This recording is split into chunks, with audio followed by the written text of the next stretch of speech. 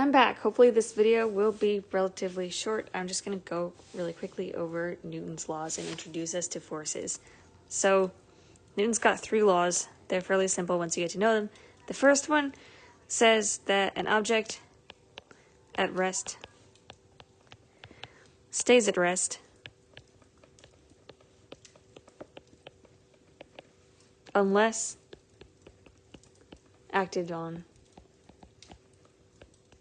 by some outside force. And that's what we care about, is the force. The other part of this first law is that something that is in motion will stay in motion unless acted on by an outside force.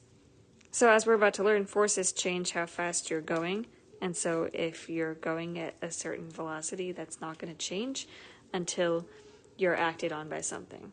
So if you don't have any forces on you, your velocity is either 0 or it is constant at some number. So if you're told something is not moving or told something is a constant velocity, you can assume that all the forces add up to, or the net force is 0. And net is just our fancy way of saying everything combined. So the second law kind of explains this a bit better, and I like to think of this as just an equation. So this is force equals mass times acceleration. So this is force, this is mass, and this is acceleration. Mass is essentially like weight, except that it doesn't take like the specific, like the gravity of the Earth into account. It's more just anything is the same mass anywhere, no matter where you put it. If you put it on the Earth, if you put it on the sun, if you put it on the moon. And then acceleration is going to be what we learned before, which is the change in velocity over time. So this is going to be in units of meter per second squared. And then mass is going to be in units of kilograms. So by that logic, force must be in units of kilogram times meter per second squared. And kilogram meter per second squared is quite the mouthful, so we take this and we name it after the dude who discovered it or who made it a thing that we do in math, and we call it a Newton, or capital N.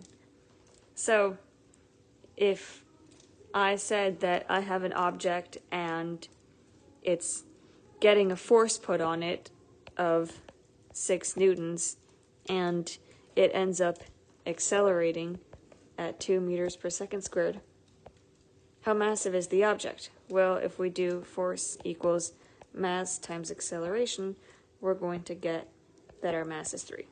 So that's basically how this works. And it gets more complicated as you add in more forces. So most of the problems you're going to encounter in physics are going to be like, you have this force and that force and the other force, and what do they add up to?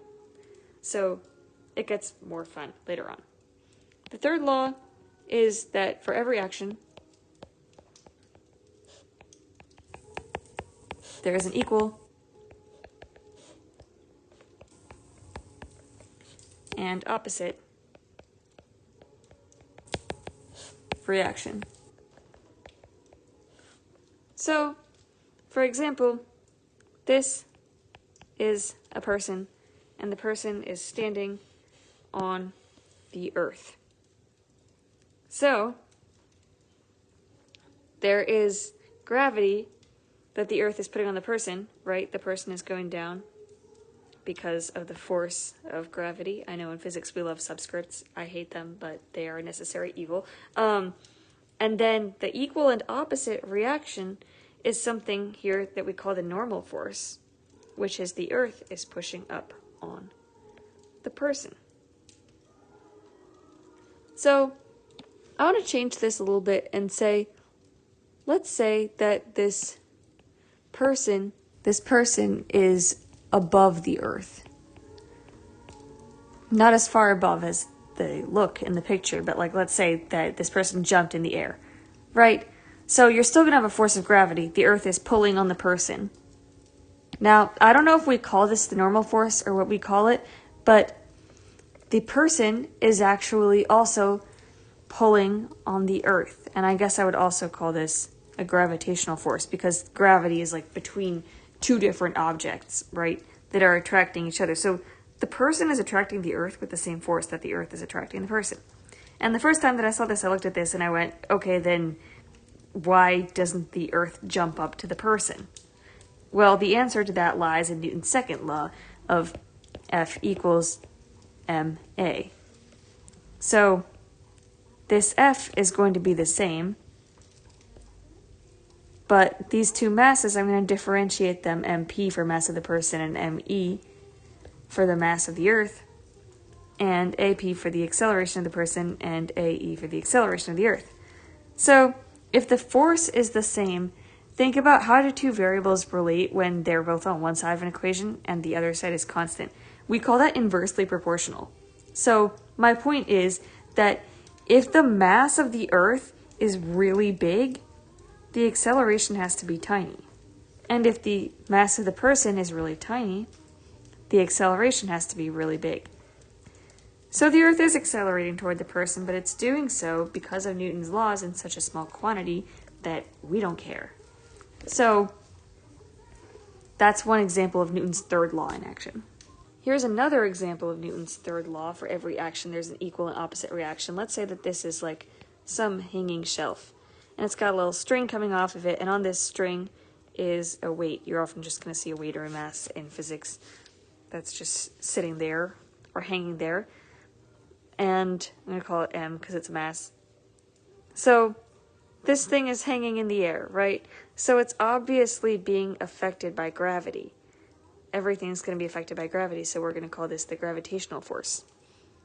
So let's pretend that this is hanging there and it's at rest. It's not moving. So if an object is at rest, it's going to remain at rest unless it's acted on by an outside force.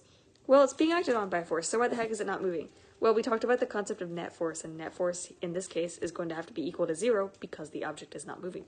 So there has to be a force going up that is counteracting gravity exactly how much gravity is. So in this case, when we have like a string and something's hanging by a string, we call this force tension. So in this case, let's say that the mass is 5 kilograms, and I want to know the force of tension in this rope. Well, what's going to happen in this is that there's a constant that you're going to learn right now. It's called the acceleration due to gravity. So you know how F equals ma? So we have m, we don't have F, we don't have a. Well, now we're going to have a. So acceleration due to gravity, we call this just g. So this is an acceleration. And it's 9.8 meters per second squared. Often you're going to round this up to 10 if you don't have a calculator. If you do have a calculator, you're going to use 9.8. So if we plug these in, I'm going to use 10,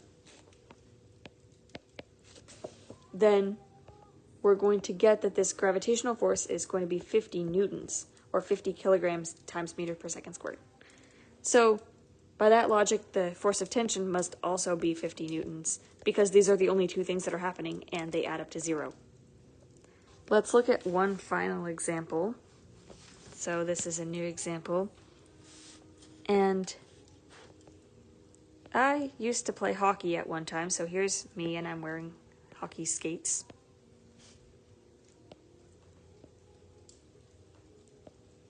This is a really bad drawing. I played hockey, but I did not join art club. Okay, so this is me on the ice. And let's say that I'm going at a constant velocity because I decelerated and now I'm going at a constant velocity. So I'm going to try and figure out what forces are acting on me. So there's obviously a gravitational force, right? But I'm not going up or down. So my net vertical force has to be 0. And we can break these things down into vertical and horizontal, and we often will break them down into vertical and horizontal. So there must be a normal force. The ice must be pushing up on me with a force that is equal to gravity. So these things are equal.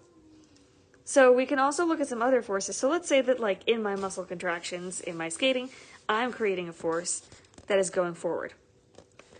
And I'm just going to call this plain old F. I don't have a subscript for my force of my ice skates on the ice.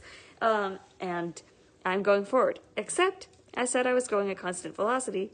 So it's impossible that these are all the forces acting on me because we canceled out vertical. And we've got a horizontal force going forward. And so I would be accelerating, right?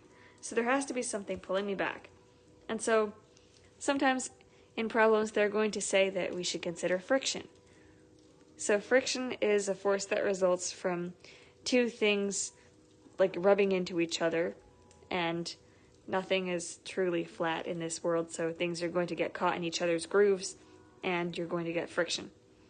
So this is the force due to friction. So if I'm going at a constant velocity, then the force that I'm generating to get myself going forward is the same as the force of friction that the ice is like pulling my skates back with. So in this case, if I were to tell you that my force going forward was something like, 30 newtons, I'm bad at coming up with numbers, then this must also be 30 newtons, and I guess in the opposite direction we're going to call it negative 30 newtons. So there are things that we're going to learn about called a constant of friction, and then you can use this kind of diagram where we figure out the net force to figure out the constant of friction, and we're going to end up using this normal force to help us figure it out. But that's for another time.